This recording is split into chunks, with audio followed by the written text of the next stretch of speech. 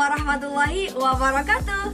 Halo Sobat Prinar, ketemu lagi dengan aku Korina, yang pastinya akan nemenin kalian semua dalam merintis usaha pertama kamu.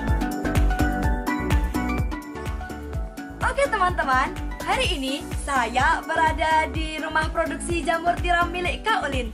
Nah, bagaimana sih cerita selengkapnya tentang usaha jamur tiram ini? Assalamualaikum, apa kabar Kak? Waalaikumsalam, kabar baik.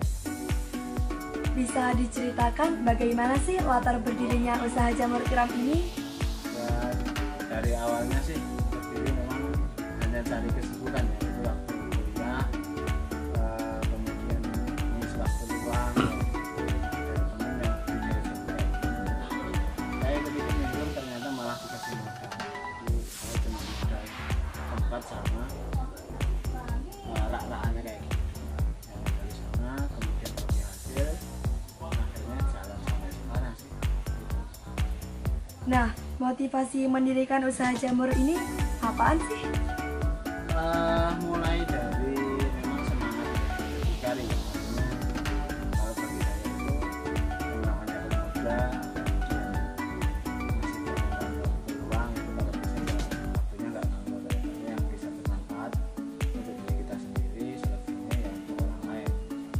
Alhamdulillah sampai sekarang itu kita bisa berdiri di kaki sendiri, kemudian juga bisa mengajak teman-teman yang bekerja dan bermanfaat untuk para mitra kita.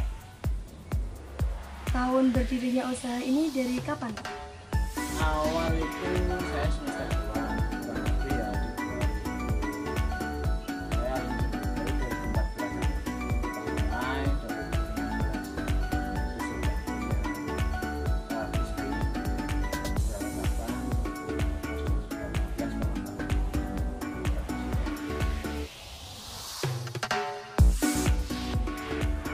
Kira-kira berapa sih modal awal yang dibutuhkan untuk mendirikan usaha jamur tiram ini? Kalau untuk ditanya modal itu sebetulnya efisiensi ya, artinya kita mulai dari yang partai kecil atau partai besar, itu dua pilihan. Oh iya Pak, kira-kira berapa sih jumlah karyawan yang Bapak miliki saat sekarang? Saat ini karyawan 5 orang yang paten, jadi untuk produksi tiang lilinnya itu 5 orang. Jadi nanti kalau misalkan pas kurang itu kita Nah, 5 orang karyawan tersebut apakah masing-masing memiliki tugas tertentu? ya tentunya begitu. Jadi kalau di produksi media Kita bisa menjadikan budidaya jamur ini untuk konsumsi pribadi atau usaha sampingan. Wah, ternyata menarik sekali ya teman-teman usaha jamur tiram ini. Selanjutnya kita akan membahas tentang mengenai proses pembuatan bibit jamur tiram. Oke teman-teman, ini adalah tempat proses pembuatan bibit jamur tiram. Kak Ulin, bisa diceritakan nih bagaimana proses pembuatan bibit jamur tiram ini dan bagaimana sih cara perawatannya hingga jamur dapat tumbuh dan dipanen? ya, jadi kalau mulai dari proses awalnya ya, tadi kan ada media sebelum payung, kabel, ada kabel. Pertama jadi digambar batu itu nanti dibuat atau diolah pakai mixer tadi. Nah, apakah jenis-jenis jamur hanya cuma satu? Dari jenis-jenisnya sendiri yang kita bisa produksi saat ini, mulai dari jamur tiram putih, kemudian ada jamur tiram coklat, ada lagi jamur kuping, kemudian jamur merah.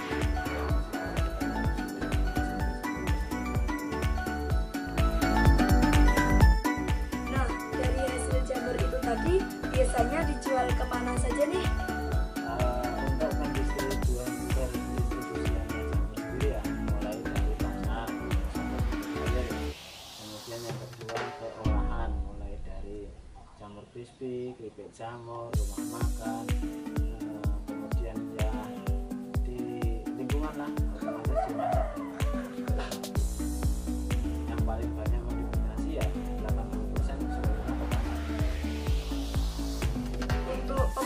Nah, buat pemanfaatan jamur sendiri bisa diolah menjadi apa saja?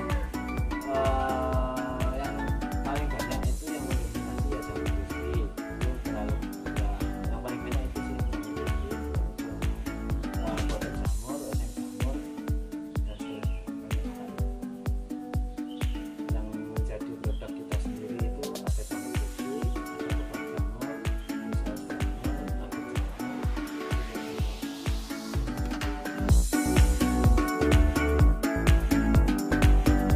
Berapa kilo sih Pak yang bisa dihasilkan dalam sekali panen? Jadi kalau memperhitungan seperti yang saya katakan tadi dari backlog ya, kalau per 1000 manusia itu dalam satu turun musim atau satu kali masa produktif, per 1000 itu bisa menghasilkan rata-rata 4 kuintal sampai 4,5 kuintal. Oh, lumayan banyak ya berarti. Untuk harga per kilonya sendiri berapa sih Pak?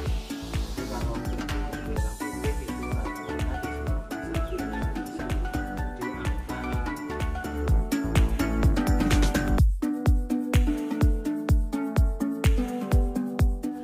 Oke teman-teman, sekian dulu liputan mengenai usaha budidaya jamur tiram kali ini ya.